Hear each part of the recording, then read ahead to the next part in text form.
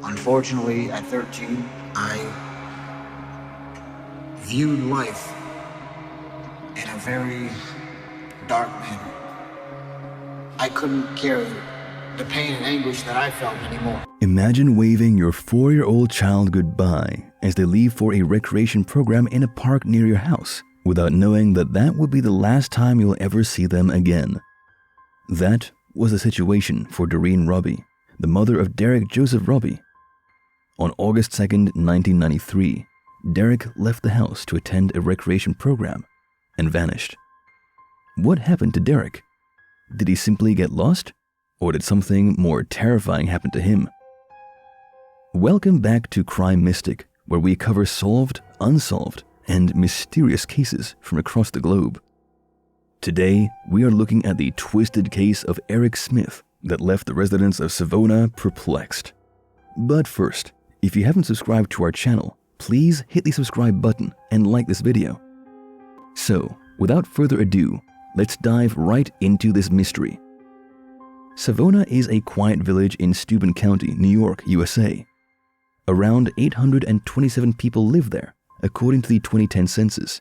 The village's name comes from a place called Savona in Italy. The village covers an area of about 1 square mile, 2.6 square kilometers, and it's near the Cohocton River, where Mud Creek joins. In terms of crime, Savona is safer than many places. Its violent crime rate is only about 9 for every 100,000 people. That's much lower than the US average of 22.7. Property crime, like theft, is also less common in Savona. It's around 22.6 compared to the US average of 35.4. This is the town where Eric Smith and his family lived. Eric M. Smith was born on January 22, 1980, in Steuben County, New York, and was a young boy full of life and curiosity.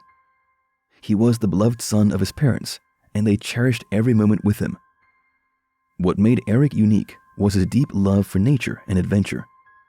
He was always eager to explore the world around him, whether it was the nearby woods or the vast meadows near his home. One of his favorite places was the local park day camp, where he spent countless summers with friends, playing sports and laughing under the warm sun. Eric's eyes would sparkle with excitement as he eagerly rode his bike to the camp, looking forward to making new memories. Derrick Joseph Robie was born on October 2, 1988, in Steuben County, New York. On August 2, 1993, Derrick attended a recreation program at a park near the family's house. He loved attending those programs and wasn't about to miss this one. Usually, Derrick's mom, Doreen Robbie, would keep an eye on him as he went to the fun program. But on this particular day, she was busy taking care of Derrick's crying baby brother.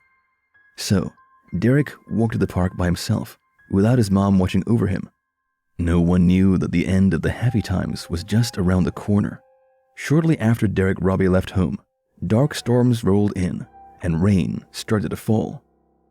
Doreen Robbie, Derrick's mom, became worried and hurried to the park to pick him up. To her shock, Derrick was nowhere to be found. She asked the park officials and was informed that Derrick never came to the park. Panicked and worried, she alerted the police and a search began. Hours later, searchers discovered Derrick's lifeless body in a small wooded area near the same park. It was apparent that Derrick had been lured into the woods, strangled, and attacked with rocks. His lunch banana was squashed near him, and even his Kool-Aid was poured into his wounds. The details of the crime are too disturbing to dwell on, but suffice to say that Derrick was brutally molested, attacked, and his life was tragically cut short. At first, people assumed that the person who did this was probably a stranger, a disturbed adult from out of town. Parents in Savona were anxious and kept their kids indoors. Meanwhile, the police started looking for potential suspects and any clues that could help catch the person responsible. During the investigation, local teenager Eric Smith, age 13, was questioned by the police. Eric shared that he was riding his bike when he spotted Derrick across the street.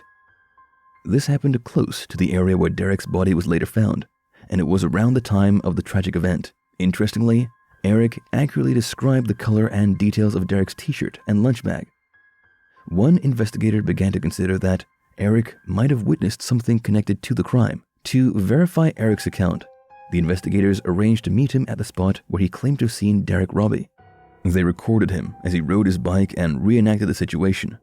However, it became clear that Eric couldn't have seen everything he mentioned from the distance he claimed to be.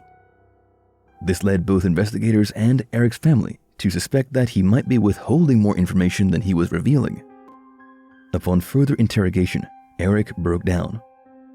On August 8, 1993, Eric confessed to his mother that he was responsible for Derrick's death. "I'm sorry, Mom. I'm sorry. I killed that little boy." These were the words Eric Smith's grandfather recalled his grandson uttering after the family pleaded with him to share what he had witnessed on the day of Derrick Robbie's tragic death. After the confession, the Smith family then informed law enforcement about the confession later that same night. Subsequently, Eric confessed to the authorities, offering insights into the grim details of how he ended the life of the 4-year-old. Law enforcement formally announced the arrest of Eric Smith for the murder of Derrick Robbie. This arrest captured the attention of national media, leaving people baffled by how a young and seemingly innocent boy could commit such a horrendous act. Following his arrest, Eric underwent extensive medical evaluations conducted by specialists from both sides. These experts examined various factors, including brain function and hormone levels, but they found no underlying reasons to explain his violent actions. As detailed in court records, Eric was a solitary individual who often faced bullying due to his distinctive physical features like his protruding low-set ears, thick glasses, red hair, and freckles. During the trial, a psychiatrist testifying for the defense stated that Eric had been diagnosed with intermittent explosive disorder, a mental condition characterized by violent and impulsive behavior. However, an expert brought forth by the prosecution argued that such a disorder was rarely observed at Eric's age. Also, evidence revealed Eric's childhood speech difficulties and frequent temper tantrums. The jury learned how he was bullied and struggled with his academics. However, the prosecution challenged the insanity defense, claiming that Eric knew right from wrong. After lengthy deliberation, the jury declared Eric guilty of second-degree murder and rejected claims of uncontrollable mental disorders influencing his actions. On August 16, 1994, Eric was found guilty of second-degree murder and received the toughest sentence available for young offenders back then, a minimum of 9 years to life in prison. Eric spent 3 years in a juvenile facility before being moved to an open prison for young adults. By 2001, he was transferred to Clinton Correctional Facility in Dannemora, New York, a maximum security prison. As of May 3, 2016, records from the NYS Department of Corrections indicate that his incarceration at Collins Correctional Facility, a medium security prison in Erie County, New York. On April 26, 2019, he was listed as being held at Gowanda Correctional Facility, which is co-located with Collins Correctional Facility. Later, on November 30, 2019, he was listed at Woodbourne Correctional Facility in Sullivan County. On June 11, 2002, Eric Smith faced his first parole hearing. The parole board's decision was a significant one, and unfortunately for Eric, it did not lean in his favor. The board's assessment of the 22-year-old was telling. They pointed out his apparent lack of genuine remorse for the horrifying murder of Derrick Robbie. This decision also meant that Eric would be eligible for parole every 2 years. 2 years later, on June 8, 2004, Eric's application for parole was denied again. At this point, he was 24 years old, and the parole board's decision echoed their earlier sentiment. However, this period also marked an opportunity for Eric to offer a glimpse into his thoughts and emotions. In front of the cameras of 48 Hours, Eric publicly read a letter of apology to Robbie's family on TV. "I know that my actions have caused a huge loss for the Robbie family, and I'm truly sorry for that. I've tried to imagine all the things Derrick will never get to do. Celebrate his 16th birthday, enjoy holidays, own a home, graduate, go to college, get married, become a parent. If I could turn back time, I'd trade places with Derrick, enduring all the pain I've caused him. I'd do it if it meant he could keep on living, but unfortunately I can't." Towards the end of his statement, Eric expresses how difficult it is for him to accept a life confined by walls, razor wire, and steel bars. As the years went by, Eric's attempts to seek parole continued to be denied, but his reflections grew more complex. Prior to his 2010 parole hearing, Eric granted an interview to WENY-TV, offering insights into the emotions that drove him that fateful day. He delved into his experiences of being bullied as a child, explaining how the accumulated hurt led him to suppress his emotions and channel his anger in a destructive manner.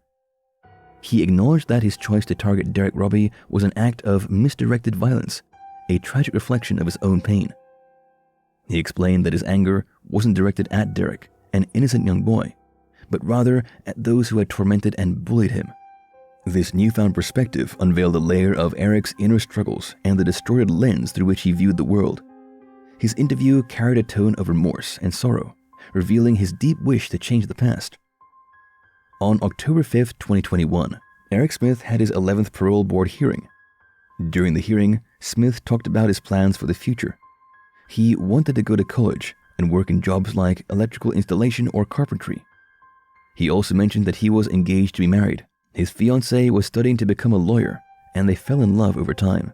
Just 2 days later, on October 7, 2021, the parole board decided to grant Eric Smith parole. They made this decision based on several factors. They looked at his behavior in prison, his plans for life outside, and his chances of causing problems. Ultimately, they decided he had a good plan and a low risk of causing trouble, which is why they allowed him to leave prison.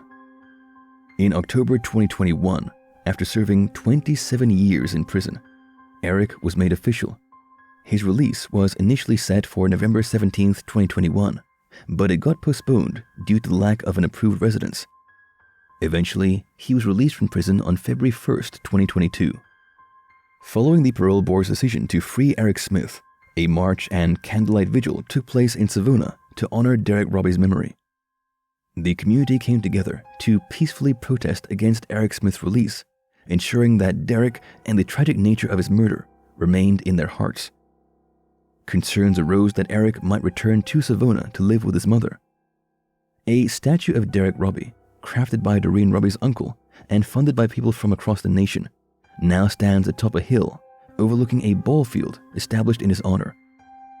A plaque on the statue bears the words, "Dedicated to be a gentle reminder of what childhood is meant to be, Derrick J. Robbie."